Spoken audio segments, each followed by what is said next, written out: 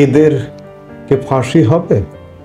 এদের বলতে সমন্বয়কদের এই প্রসঙ্গটা নিয়ে আমি এই মুহূর্তে কথা বলবো আপনাদের সামনে। গত দুদিন যাবত এই যে সমন্বয়ক, এই মুহূর্তে বাংলাদেশের সবচেয়ে বিকৃত, সবচেয়ে নিকৃষ্ট একটি পরিচয় হচ্ছে সমন্বয়ক। এই সমন্বয়কদের মধ্যে হাসনাত আব্দুল্লাহ, আসিফ মাহমুদ সজীব ভুইয়া, সার্জিস আলম, নাসিরউদ্দিন পাটোয়ারি, হান্নান মাসুদ ইত্যাদি নানা নাম এই মুহূর্তে আলোচনা হচ্ছে। এদেরকে আসলে ফাঁসি হবে? এরা কি ঠেলায় পড়ে গেছে? ঠেলার নাম বাবাজি, বিষয়খানা এমন। গত কয়েকদিন যাবৎ শুক্রবার, বৃহস্পতিবার মধ্যরাত থেকেই শুরু হয়েছে সেনাবাহিনী, বাংলাদেশ সেনাবাহিনীর চরিত্র হনন, সেনাপ্রধানের চরিত্র হনন চূড়ান্ত বিচারে। অনেক আগে থেকেই হচ্ছে। এদের গরুরা, এদের তাত্ত্বিক গরু যারা, তারা করে আসছেন অনেক আগে থেকে। কিন্তু বৃহস্পতিবার দিবাগত মধ্যরাতে হাসনাত আব্দুল্লাহ চূড়ান্ত একটি বোমা ফাটালেন সেনাবাহিনী নিয়ে। 11 তারিখের একটি ঘটনা নিয়ে চূড়ান্ত একটি ফেসবুকে স্ট্যাটাস দিয়েছেন 20 তারিখ দিবাগত মধ্যরাতে। তিনি 12 তারিখে ইঙ্গিতপূর্ণ পোস্ট করেছিলেন আওয়ামী লীগ নির্বাচন করবে, আওয়ামী লীগকে পুনর্বাসন এবং ইনক্লুসিভ নিয়ে। তিনি 12 তারিখেও তার ফেসবুকে ফুল স্টপ সম্মিলিত একটি ইঙ্গিতপূর্ণ পোস্ট করেছিলেন। এরপরও আরও কমপক্ষে 2 দিন পোস্ট করেছিলেন, কিন্তু 20 তারিখ দিবাগত মধ্যরাতে তিনি করলেন চূড়ান্ত পোস্ট, এবং সেই পোস্ট নিয়ে নানা রকম চর্চা হচ্ছে। এই যে আজকে দুপুরবেলা সার্জিস আলম ফেসবুকে একটি পোস্ট দিয়ে, যেহেতু সার্জিস আলম এবং হাসনাত আব্দুল্লাহ নিজে সেনাপ্রধানের সাথে ছিলেন 11 মার্চের বৈঠকে, আজকে সার্জিস আলম পুরো রিভার্স করে ফেসবুকে পোস্ট দিয়ে বলেছেন যে হাসনাত যে কথাগুলো বলেছে তার সাথে কিছু দ্বিমত আছে। তিনি দ্বিমতের কথাগুলো বলেছেন। আমি আর সেই ফেসবুক স্ট্যাটাস বিস্তারিত বলছি না, আপনারা নিশ্চয়ই দেখেছেন। অর্থাৎ হাসনাত যেদিকে যাচ্ছে, যে কথার মধ্যে আছে, সেটি নিয়ে দ্বিমত শুরু হয়ে গেছে। আজকে শুধু সার্জিস না, এর আগে গতকাল শনিবার এই যে সমন্বয়কদেরই আর একজন আওয়ামী লীগ নিষিদ্ধ বিষয়ে, ক্যান্টনমেন্ট সহ বিভিন্ন মহলের চাপ প্রয়োগ বিষয়ে জাতীয় নাগরিক পার্টি এনসিপির দক্ষিণাঞ্চলের মুখ্য সংগঠক হাসনাত আব্দুল্লাহর বক্তব্য সোশ্যাল মিডিয়াতে আসা উচিত হয় নাই, এটা শিষ্টাচার বর্জিত বলে মন্তব্য করেছেন এনসিপির মুখ্য সমন্বয়ক নাসিরউদ্দিন পাটোয়ারি। আরেকটি দেখুন যে সার্জিস আলম যে পোস্টটি দিয়েছেন ফেসবুকে, সেই পোস্টের একটা কমেন্ট করেছেন জাতীয় নাগরিক কমিটির আরেকজন হান্নান মাসুদ। তিনি জাতীয় নাগরিক কমিটির মুখ্য সমন্বয়ক। তিনি সার্জিসের পোস্টে কি লিখেছেন, এসব কি ভাই, পাবলিকলি বলছি, 2 জনের একজন মিথ্যা বলছেন, এটা চলতে পারে না।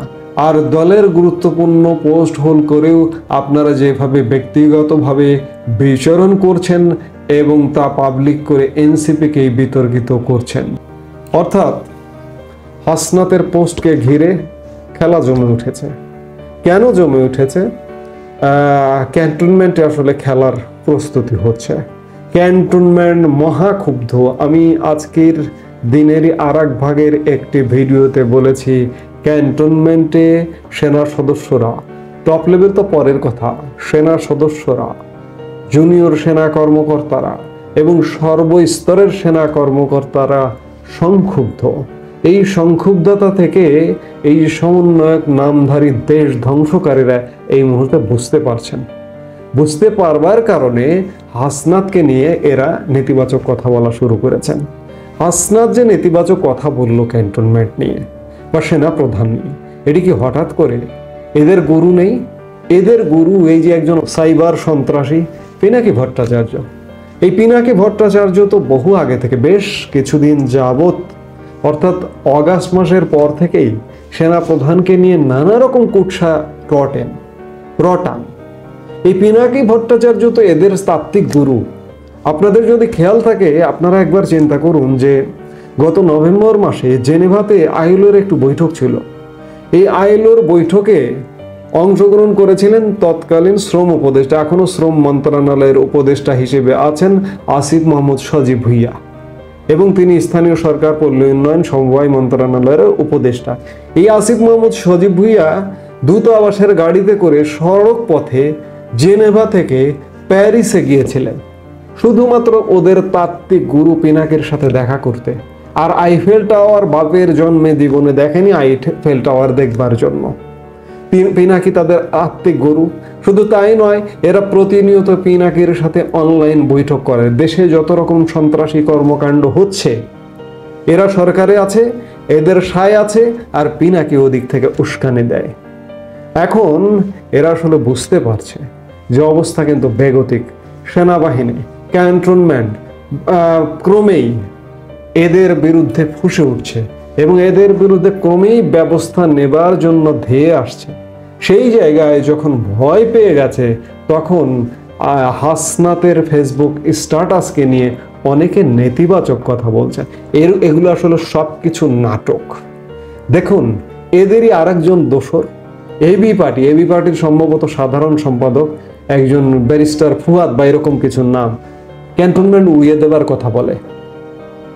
এদের গরু ওস্তাদ জামাত আমির ডক্টর শফিকুর রহমান সেনা প্রধানের অপসারণ চায়। সেনাবাহিনী নিয়ে বিতর্কিত মনোভাব, প্রকাশ্যে না বললে বিতর্কিত মনোভাব আছে। আজকে এই মুহূর্তে দেখুন, এই ডক্টর শফিকুর রহমান মসজিদে ঢুকে গেছে ইতিকাফ করবার নামে। এ ধরনের নানা রকম অবস্থা। আর এরা এমন কোনো কাজ করতে পারে, এমন কাজও করতে পারে, এরা নাটক ঘটাতে গিয়ে এই হাসনাতকে কোরবানি পর্যন্ত দিতে পারে। কোরবানি বলতে এই কথাই বলতে চাইছি যে হাসনাতকে এনসিপি থেকে বহিষ্কার করে একটা নাটক, যে আমরা হাসনাতের এই মতের সাথে একমত নয়, আমরা হাসনাতের সাথে নেই। কিন্তু আমি বাংলাদেশের একজন নাগরিক হিসেবে, সুস্থ স্বাভাবিক নাগরিক হিসেবে, আমি সেনাবাহিনীর পক্ষের একজন নাগরিক হিসেবে সেনাবাহিনীকে আমরা চাই, সেই জায়গা থেকে আমি বলতে চাই যে এদের নাটক বোঝা হয়ে গেছে। এদের শেকড়টা এক জায়গায় গাথা। জামাত আমির শফিকুর রহমান, বড় আমির পিনাকি ভট্টাচার্য, কিংবা এই যে ফুয়াদ, কিংবা এই যে সমন্বয়ক হাসনাত আবদুল্লাহ, সমন্বয়ক সার্জিস আলম, সমন্বয়ক নাসিরউদ্দিন পাটোয়ারি, সমন্বয়ক হান্নান মাসুদ, নাহিদ ইসলাম, আসিফ মাহমুদ সজীব ভুইয়া, যতজন আছে আমি অনেকের এই মুহূর্তের নামও মনে করতে পারছি না। এদের শেকড় কিন্তু এক জায়গায় গাথা। এরা একটা রসুনের কোয়ার শেকড় কিন্তু এক জায়গায়। এরা একজনকে যদি বহিষ্কারও করে, একজনকে যদি বাদ দেয়, বর্জন করে, তবু এদেরকে বিশ্বাস করা যাবে না। এরা দেশ ধ্বংসকারী, এরা সেনাবাহিনী ধ্বংসকারী, এরা রাষ্ট্রের সকল প্রতিষ্ঠান ধ্বংস করে দিয়েছে। এদেরকে এই চূড়ান্ত পর্যায়ে সেনাবাহিনীকে ধ্বংস করতে দেওয়া যাবে না। আমাদের গর্বের সেনাবাহিনী, আমাদের গৌরবের সেনাবাহিনী। আমি সব সময় বলি যে এই যে পন্থীরা, এই সমন্বয়কপন্থী, জামাতপন্থী, শিবিরপন্থী, এরা 10% মাত্র। আমরা সাধারণ জনগণ সেনাবাহিনীর পক্ষে 90%, কিন্তু আমার সেই ধারণাকেও ভুল প্রমাণিত করেছে। আমি একটি জরিপ চালাচ্ছি, জরিপটা এখনো চলমান রয়েছে। সেখানে দেখছি 99% সেনাবাহিনীকে সমর্থন করে, সেনাবাহিনীর পক্ষে। 1% দেখছি যে সেনাবাহিনীর বিপক্ষে অবস্থান। তো কাজেই এদের অবস্থান সেনাবাহিনীর বিপক্ষেই। সমন্বয়ক, জামাত, শিবির, পিনাকি, ব্যারিস্টার ফুয়াদ মানে সেটি জামাতের বি টিম, এবি পার্টির সাধারণ সম্পাদক। এরাই শুধুমাত্র দেশ ধ্বংসকারী, দেশ বিধ্বংসী। সেনাবাহিনীর বিরুদ্ধে মানে আপনি চিন্তা করুন, দেশের স্বাধীনতা, সার্বভৌমত্বের বিরুদ্ধে। সেনাবাহিনী হচ্ছে দেশের স্বাধীনতা, সার্বভৌমত্বের প্রতীক। সেই সেনাবাহিনী থেকে বিতর্কিত করবার পায়তারা চলছে। আমরা বলতে চাই, সেনাবাহিনী যে পদক্ষেপ নিয়ে, যে চিন্তা চেতনা নিয়ে এগুচ্ছে, সেভাবেই এগুনো একান্ত জরুরি।